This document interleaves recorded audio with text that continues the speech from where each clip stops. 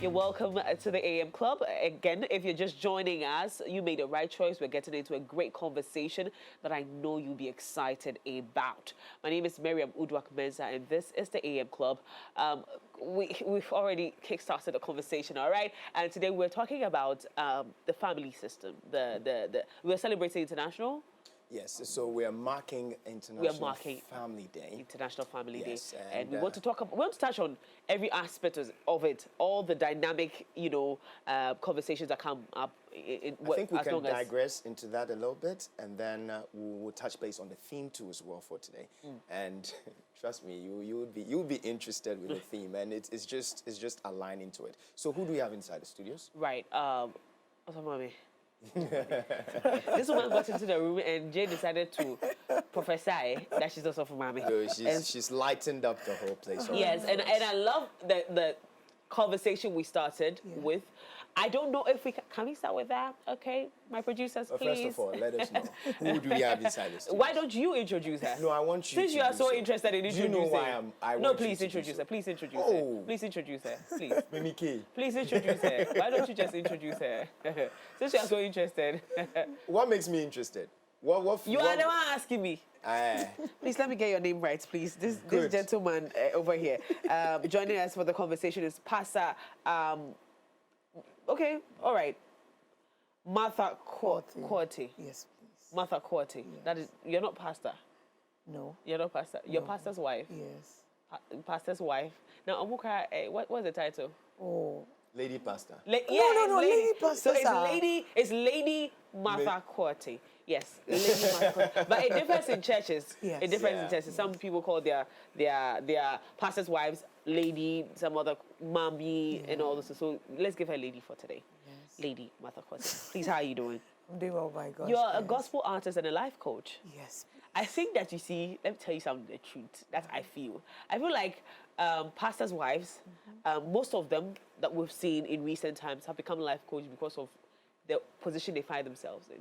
Because they deal with a lot of people, they get a lot of experience, and with their, so once they see what they're faced with, they get the education to back it. Exactly. And then once you do that, you realize that they are great at being life coaches because they deal with different characters. Exactly. They have to be the mother every single time without faulting. That's true. That can be hard. Very. How is it being a pastor's wife? So actually, you would have to learn a lot of things. Yes. So that you can be able to fit in the scope where you find yourself. Yes. So I always, for me personally, I keep learning. Yes. I'm schooling alongside, even though it's not easy, but we are trying to combine so that you have a rough idea of every information that is brought on your decks. Right. Yes. And you were saying something earlier, which I agree with you, that being a pastor's wife is a calling. It's a calling. It is. I love that. The demands of the church. Now let's get into the International Day of Families. So we were talking about a certain dynamic family system that we were talking about earlier. Let's digress into that a little bit. Let's touch on that a little bit. Right. So we're talking about the family system when it comes to pastors, a pastor's family. So a pastor, the children and their wives. The society sets up a standard for them. We will touch on that, but this year's International Day of Families, why is it so important to celebrate families? So we can get into that conversation. Okay, so roughly, family cannot be taken out from the culture because that makes everything. So every group of people, family becomes the very basic, and it can be, let me go by the definition by Britannica. It says family is a group of persons united by the ties of marriage, blood, adoption, and constituting of a single household. Yes, so when we talk about family, that is the basic unit. Just like the way science will say atoms, molecules, that is actually what family plays. So it is in the broader sense where we keep coming up, then we form society, we form countries, we keep forming, then we come to the international platform. Right. So family is the basic unit. Now, when I was going through the topic, I realized that it was important to have this conversation because of the issues families face. Exactly. So let's touch on some of the issues that are breaking families now, 21st century, divorce cases, children going haywire. We've seen all types of children now that we didn't used to see before. My generation, we are the best. We give you all shades. Some people say I identify as an animal. My generation is just the best. The issues that family face is the reason why this particular day is important to celebrate. But can you highlight some of the issues that break families in 21st century? Right. So because the family becomes the basic unit, it's just like you are doing 1 + 1. You can't just move from the very first step and the rest can hold. It's like building a foundation of a house. You have to get it well dug in, and then the whole structure can hold. So when the family begins to break, for example, in the case of divorce, parents and children conflicts, job, a whole lot of things are coming in and breaking it. Bear in mind that you yourself as a person who productivity is much demanded from you would be affected. Because you don't have a clear mind. You go to work depressed, worried, crying. There is a whole lot of things on you. So you are not really able to give your very best. So the effects of things that happen within the family is very, very, very critical. So let's take, for example, a couple married and perchance things are not going right. And you fight in the house and you head to work. The very moment you sit in the car and you are driving and going, the very person who tries to cross you start honking. Before you realize, you start saying things to the person. Right into the office, your boss comes, you're not yourself. Before you even start thinking of things. So you yourself, psychologically and mentally, you're not ready for these things. So it really plays a major role. So the well-being of a family matters a lot because it will give you the sound mind you will need to be able to produce what is demanded of you for the day. Right.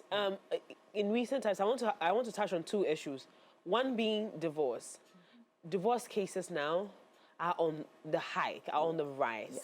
And it didn't used to be the case. I mean, people were really scared of divorce then.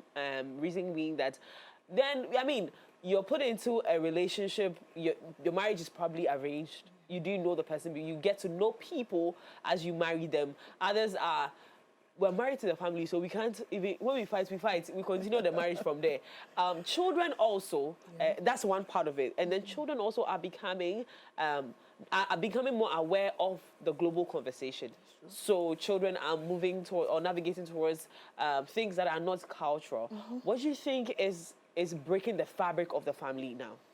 Oh, going into that, I mostly come up with the issue of communication within the family. I believe that whatever you're going through, your ability to communicate and communicate it right, and the recipient also being able to get it in the context and understand you plays a role. The very moment there is a misunderstanding in that, then it will lead to several assumptions. Then before you realize what you are not thinking, the other person is thinking that way. So currently, in the case of modern day families, like you said, the divorce rates are going high. Someone can marry today and the following day, they're done. He's already in his mother's house. He can't take it. The shock of the marriage. Oh my God. I had a friend who went through that, and trust me, her life has never been the same. Oh my God. Upon all the therapy and things going through, it is just not easy. So a lot of things are coming up. And I think sometimes we go into marriage with, pardon me for my words, unreasonable expectations. Thank you. No, don't pardon. No. Say it exactly as it is. Unreasonable expectations. Yes. Some of it being... Because you are going in, you understand yourself that you have strengths and weaknesses, but you don't assume same for your partner. Your partner. And you assume that he's coming in as a full package, as you want. So mostly when you ask a single person who is coming to get married, that what are your expectations, he will not say anything about her personal preparation into the marriage. It's all about what I'm going in to get. So the man coming in should be this, the woman coming in should be this. Once we forget, it is the two of you coming together.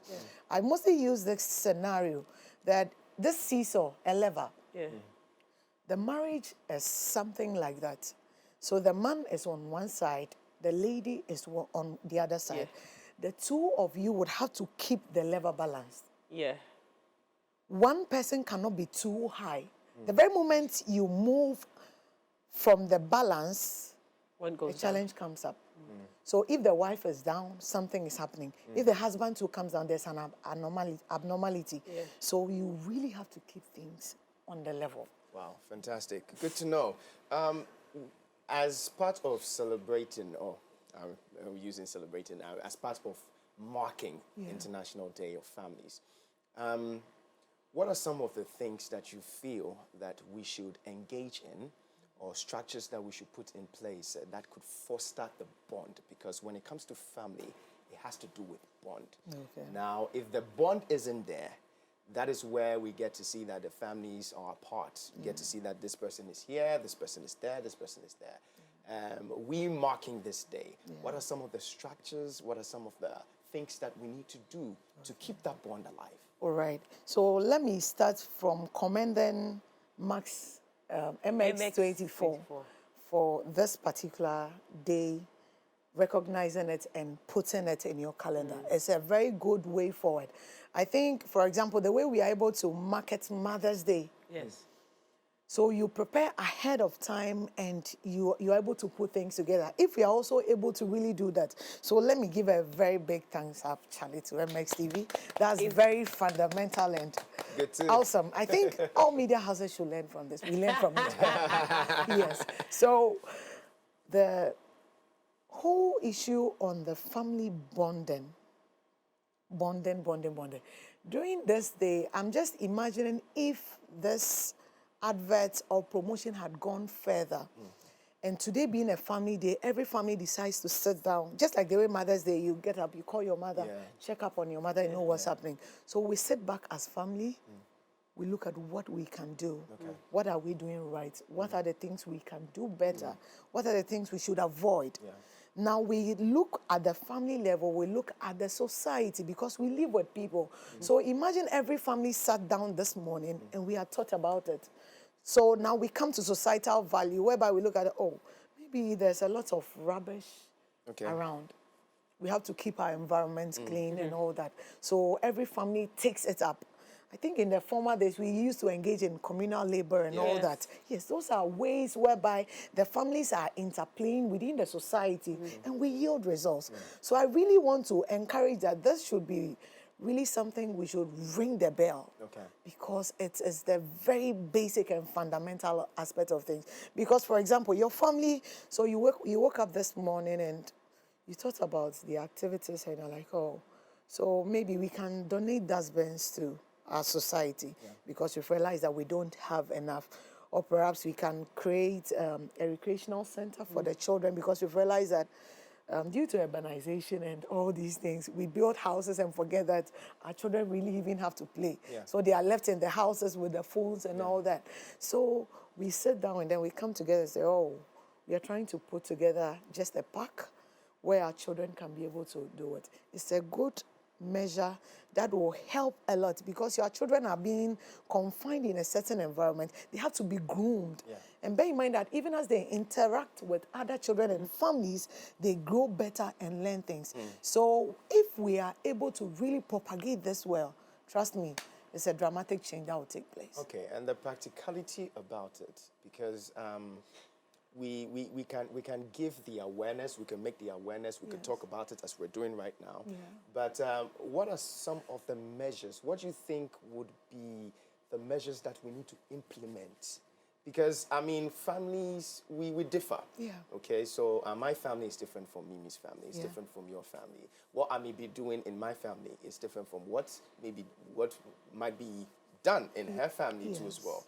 But because it varies, is there something that we could all achieve commonly and implement it commonly? All right, so that is where the International Family Day comes in. Great. I think UN actually thought of this and they have brought up this resolution. So every year there is a focus. There's a focus for the Family Day celebration. And this year's one is family and climate change. Yes, it's almost climate change. Yes, family and climate change. So interesting. Yes, it is. So there will be several symposiums, interactions, and all discussions will be around it. So that is how to care better, so that we can all know that this year we are based on it. So for example, in the year 2005, the focus was on HIV. So we realized there was a lot of awareness on HIV. And this whole antiretroviral things and things came up. Sensitizing people to accept people living with HIV. I remember that. That's very crucial. So the UN is doing its best by providing a particular topic every blessed year, so that we all can really look at it, even though there are several problems that we face as families. But when we are all able to come together and know that this is what we are focusing on, it helps, gives more clarity, and we are able to delve deeper. Because we have also touched on climate change on this platform, and we had experts come through to discuss it with us, and so it was scary. So if the UN has decided that is roping the families holistically into this conversation, making sure that we all, as a people, follow through with this project of making sure that the climate is safer for everybody. I think it's a brilliant move.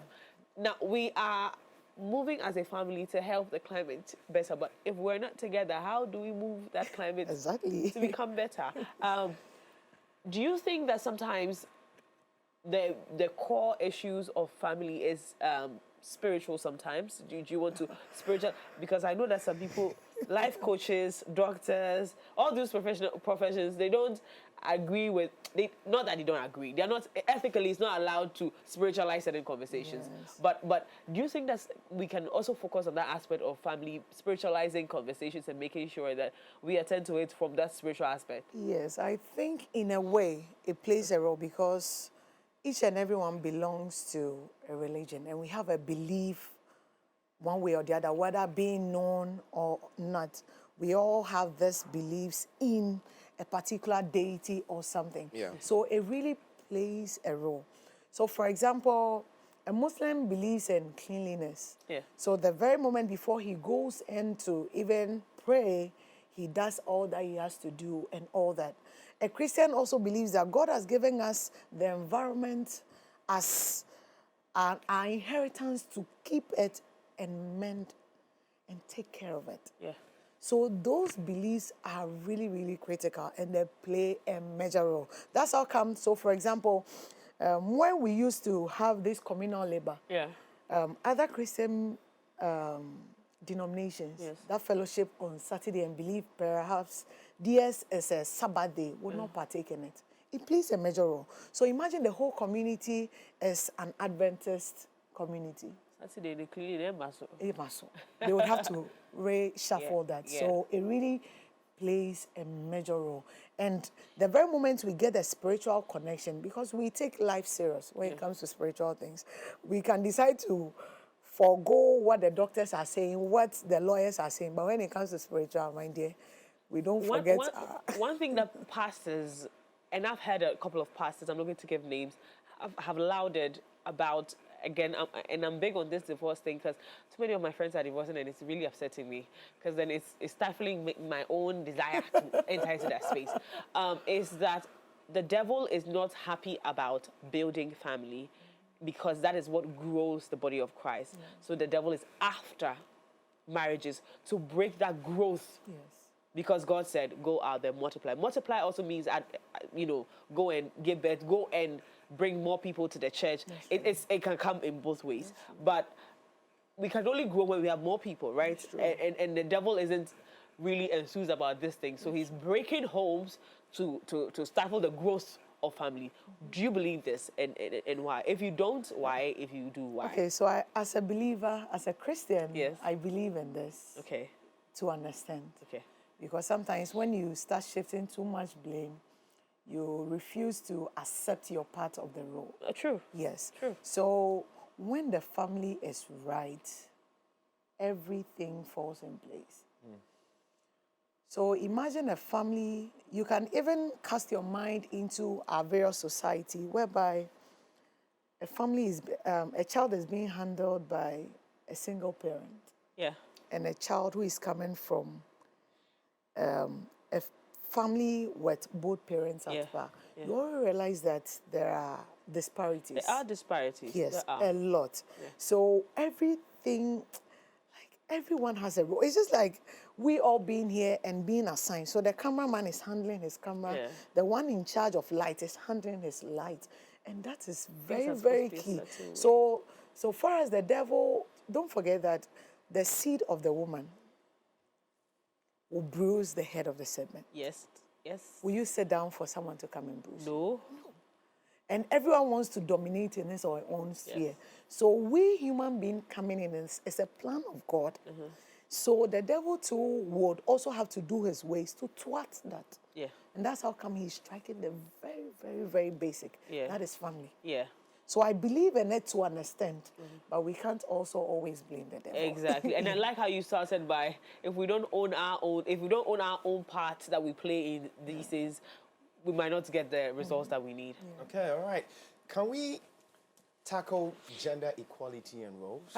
Yes, because that's a major major. Jay, God bless you for that major thing. conflict God bless in you. families when it comes to families, because I mean, it's a family tree. Yes. And definitely a man, a woman, they come together, they give birth. Even when they give birth, there's this conflict. I want twins, I want girls, I want boys. Boys are clinging to moms.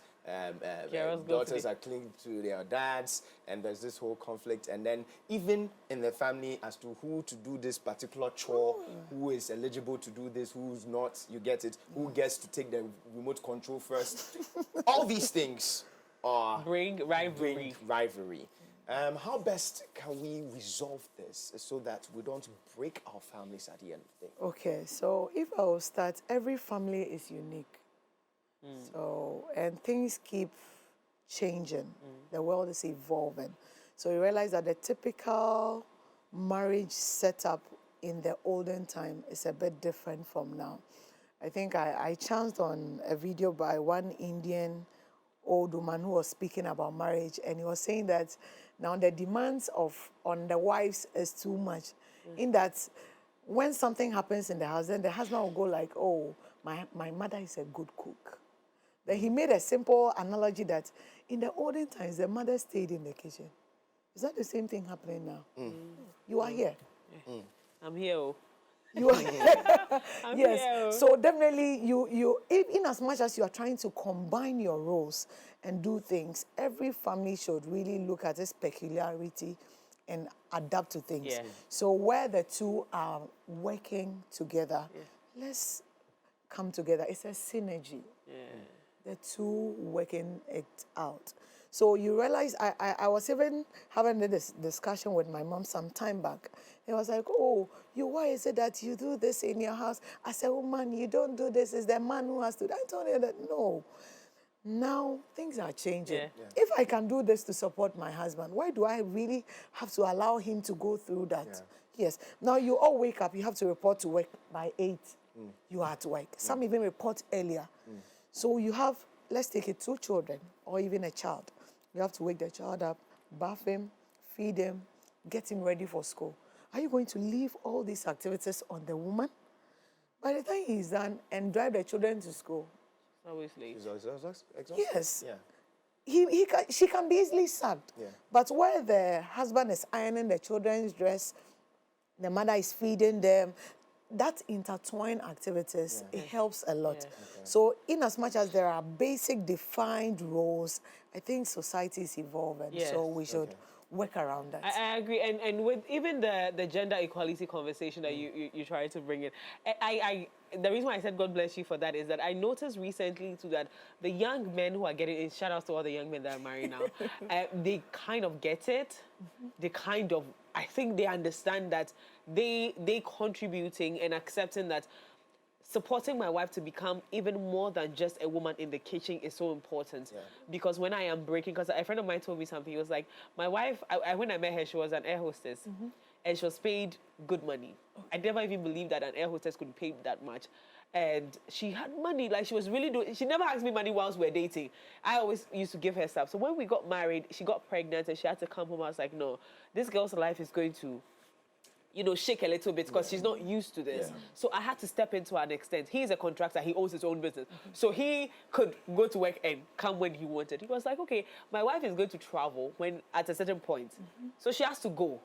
How are we going to manage that? Does she stay in the same profession or she changes it? They had the conversation. The woman was like, the way I'm looking at it, but my passion is also here. It's like, okay, then when our child gets to this age, we are going to let you go back to work and wait for another 5 years for you before you give birth again. So you can enjoy. So you see, this kind of home, both of them understand that we all have to grow.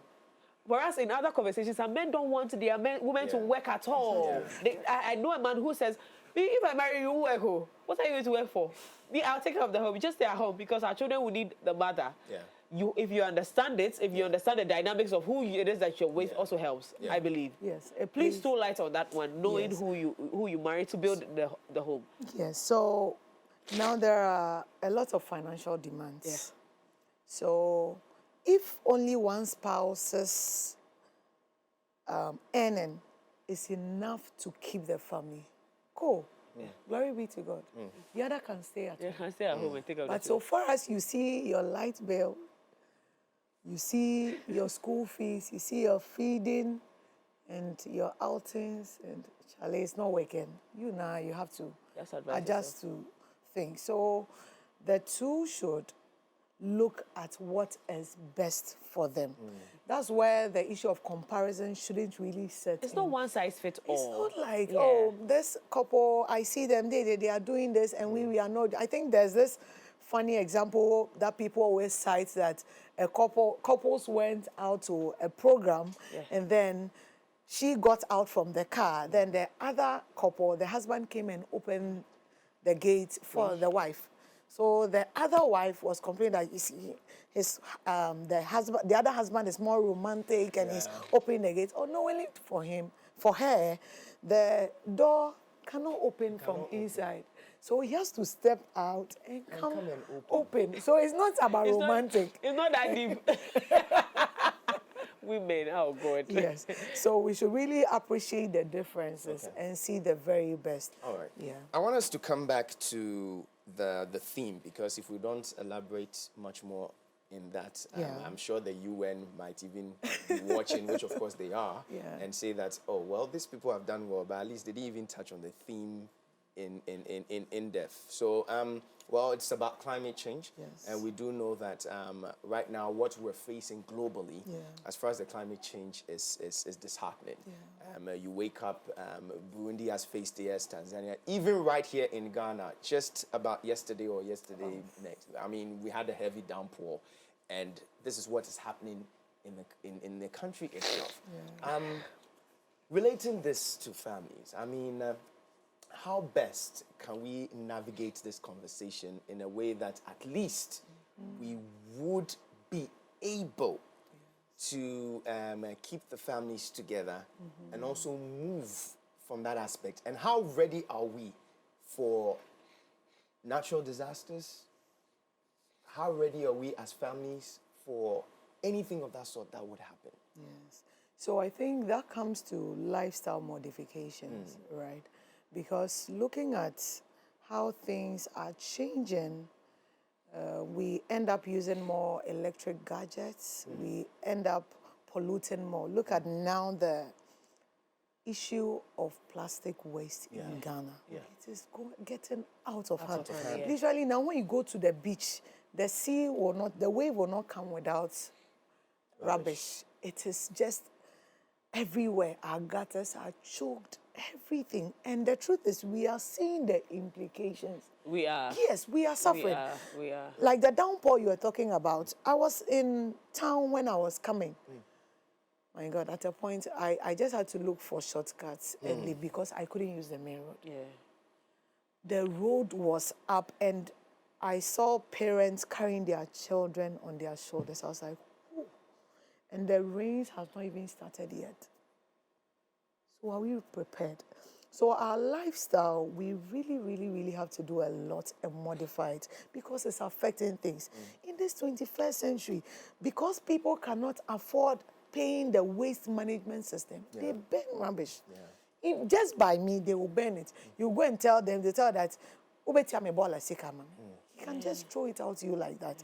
And these things are affecting us. Look at the sun now. I'm telling you. I was just about touching. I'm like, it's not even just the rain. The sun.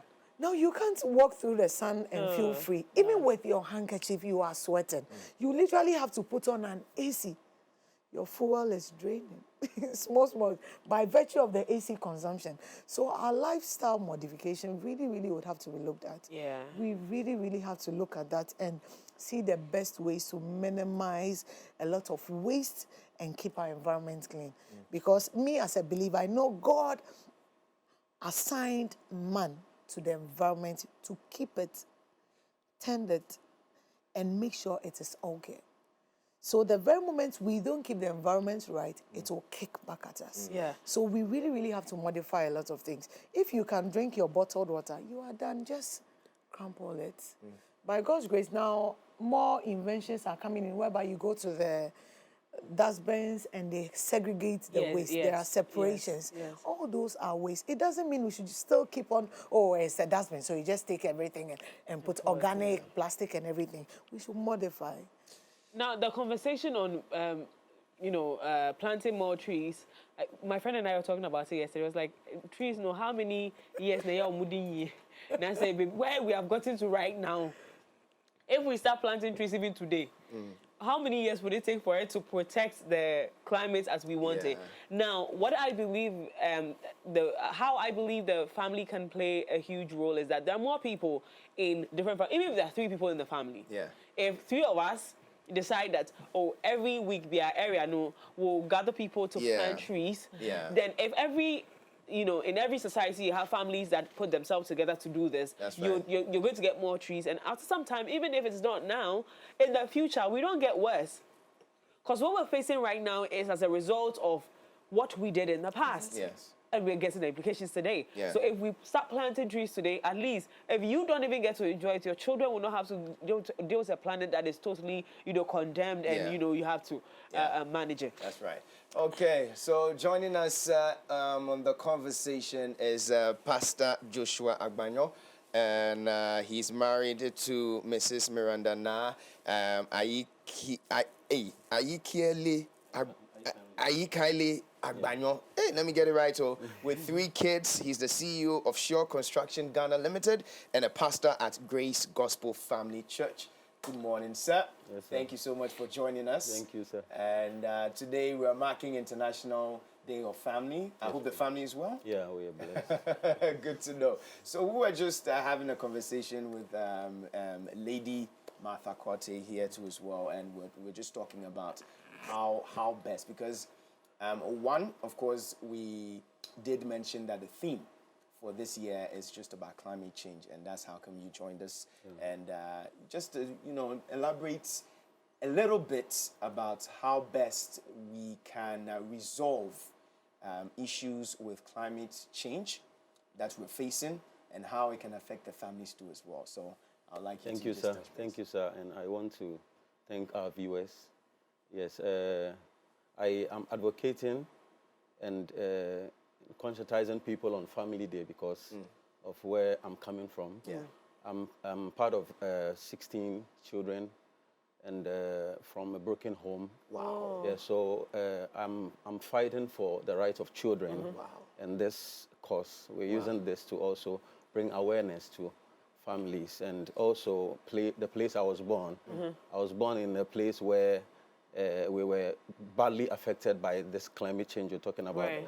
I heard you earlier talking about rain. Yeah. I was born around Nima somewhere, and we were having challenges with rain. When it rained, we wouldn't sleep the whole night. We have to pack our things. We have to stand until the rain is down before we can sleep. 16 children? Yeah, 16. All of you? 16 children. Pastor, you fall... I'm the 10th. Wow. Yeah, so... No, Pastor, you are lying to it's wow. true. It's true. 16 children. 16? Wow. 2 wives, 16 children. We're all living together. Yeah, so this thing is important. Yeah.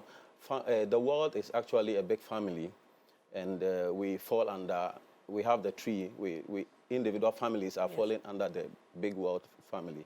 And so we want to conscientize people. We want to bring this awareness that family is all that we have. Yeah. Everything we put in place, it's to bring the comfort of family. When you look at the Bible, when God created the world, he made sure that everything was in place before family came in place. Right. And so we, as parents and as brothers, uncles, we ensure that there is that peace for the children and generations unborn. I would like us to focus on, I would love the whole climate change conversation. We'll get into that. But let's stay on your story as a young boy, 10th of 16 children. Family got broken at some point because you say you came from a broken family. What was it like growing up in a family like that? It was so bad. It was so bad. I have never seen my father embrace my mother. My father never spoke with us seated like this. It was like, take money, go eat, come, go here, and we just followed instructions because my father was a good person, but couldn't have time to father 16 children with work and other issues. Because he had to provide for you. Yeah. All 16 of you. It was I'm sorry that I'm shouting. but there were 2 women involved. 2 women It's involved. not one person that gave birth to the 16. We're having 8. Okay. Yeah, 16. Was it planned to have 8? I don't know. You don't know? Yeah. So the 2 women lived in the same home with him? Not the same home, the same area.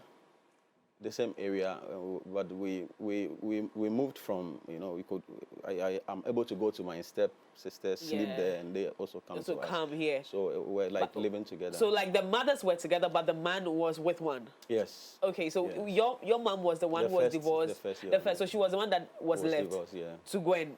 Yes. What was mommy like raising these children by herself?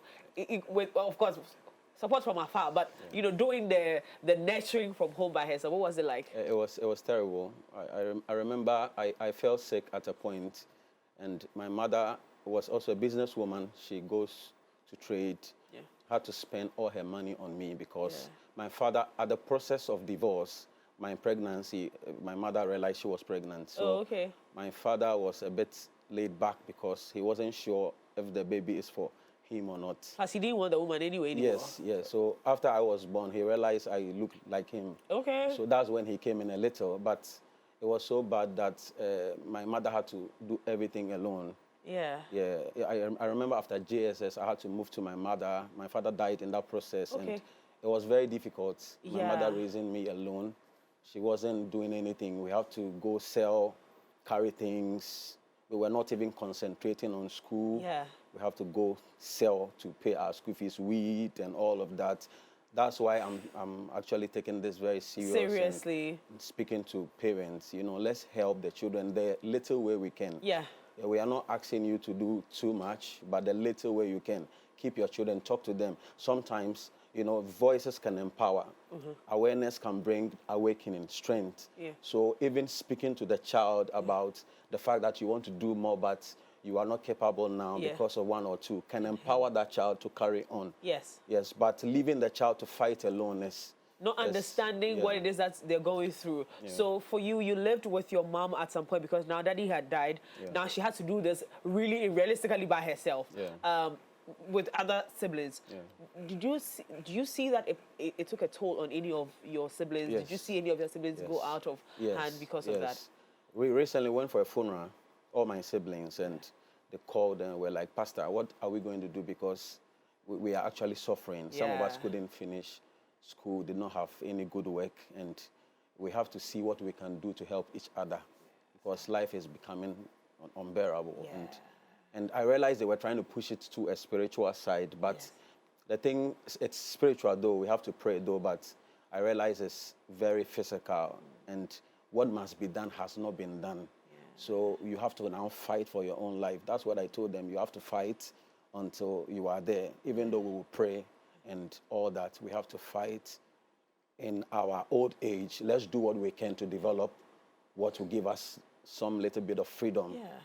So I just encourage them to keep on. If it is schooling, if it is working, try and do something. Something that could have been done then. Yes, we try and do it now. By now, it would have been fixed.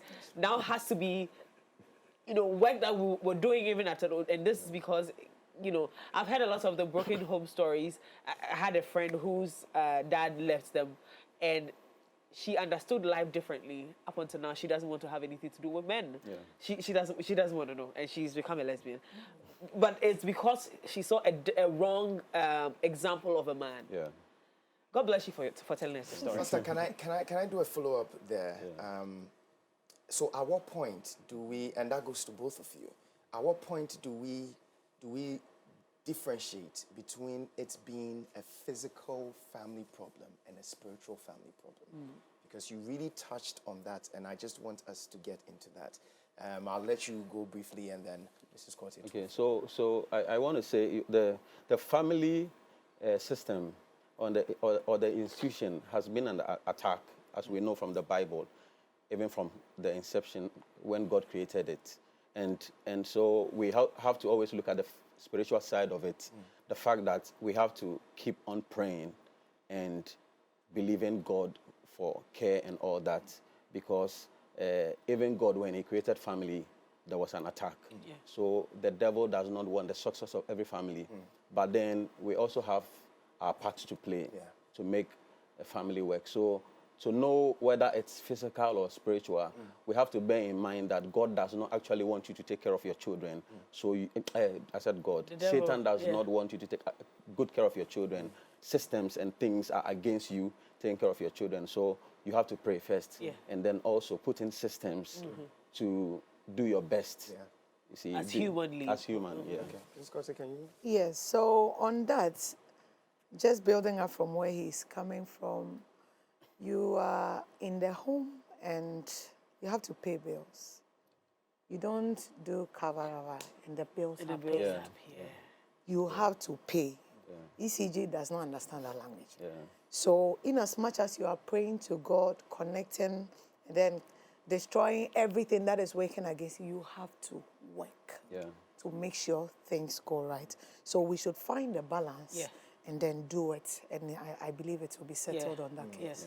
And I like where he came from, that from the onset, to know that whatever you're doing is not something that the devil is excited about. Yeah. That you want to start a family alone. Yeah. That decision alone is, the devil is against it. So you need to already start with a spiritual backing. Yeah. And then the work, which is the physical, human. Because again, my dad always says that Nyame ode adwene to your team say use. He didn't put it there for fashion. Yeah. So if you are praying about everything, you're in trouble. Yeah. You are actually the real problem of the world, because why are you praying about something like someone comes to church and says I'm hungry and says you're more buying money. You're more buying money says hey, over buying money. So we need to use the human mind as well to do the work, or as well as take it from the spiritual angle. Okay. All right. And let's go. When you started, you did mention, you gave us a very nice definition of what family stands for. But these days, let's get into there before we wrap it up. These days, people find family not blood related. Yes. Yeah. People find family. For instance, Mimi is my family. Yeah. She is not my blood sister, but probably she might do certain things more than my blood brother may do. And we've established that fact. So, and I think it also brings in a little bit of conflict when family that is blood related realizes that, oh, this particular person is even well to do with other people who are not blood related, and we have that confusion. How best can we differentiate that so that we don't have the conflict of the blood related one and the one that is a friendship one, but this one you ask the person and be like, oh, this is a brother from another mother. We always say this is a sister from another mother, but that sister from another mother is someone that you feel like it's more reliable, and you've been with the person throughout and through thin. You get it. How do we navigate through that so that it doesn't become a conflict at the end of the day? Okay, so for me, I would come from the level of intention. By virtue as human, we all would like to associate with everyone. Sometimes the intention must be checked. Some are for the good, some are for the bad. So for example, you are from a home and your parents tell you that, I don't want you to be playing with the phone. Or he has seen that maybe you are visiting unauthorized sites, he has taken it. You can decide to go and visit someone who will give you that liberty. And before you realize, you think that you find more acceptance there, and it's trying to, so that becomes more of your a family. home. Yeah, your These home. people love me more.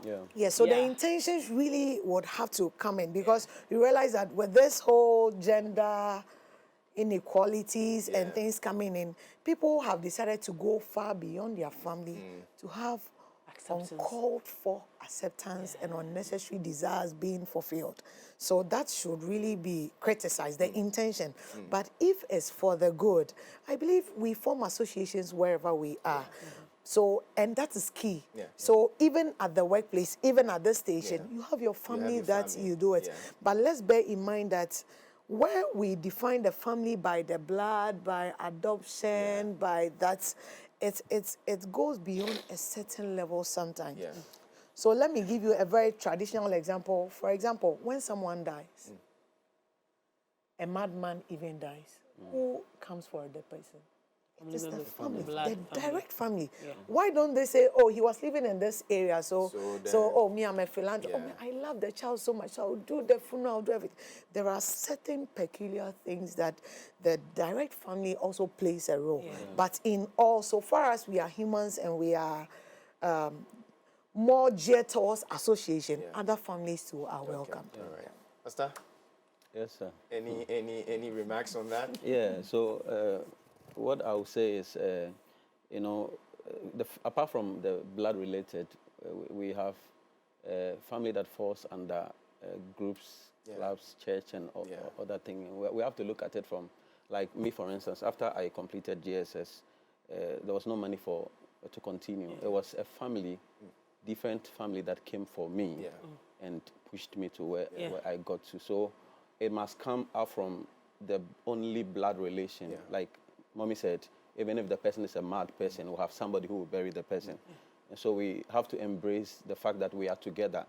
It's only blood that separates us, but as we all look like, we don't have somebody who has a tail. We're all the same. So we go beyond the blood and then see all of us as one.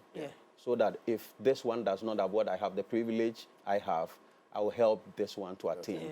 And so that's the awareness we are bringing, extending hand beyond blood. We are even looking at people who think they are family through one means or the other. We wouldn't really judge, but we will try as much as possible to help them know what we know by helping. Oh, fantastic. So that's what I would. Oh, this has been a very exciting conversation, a very educational one. When he was talking about the support bit, I used to hear a lady behind our house. I used to be a very, very, you know, I want to go to my mom kind of mother, a kind of child, and I would, when you give me a sweet, I'll still go back to my mom, and the lady used to call me, "Come, baby." You give me food, I'll still go to my mother.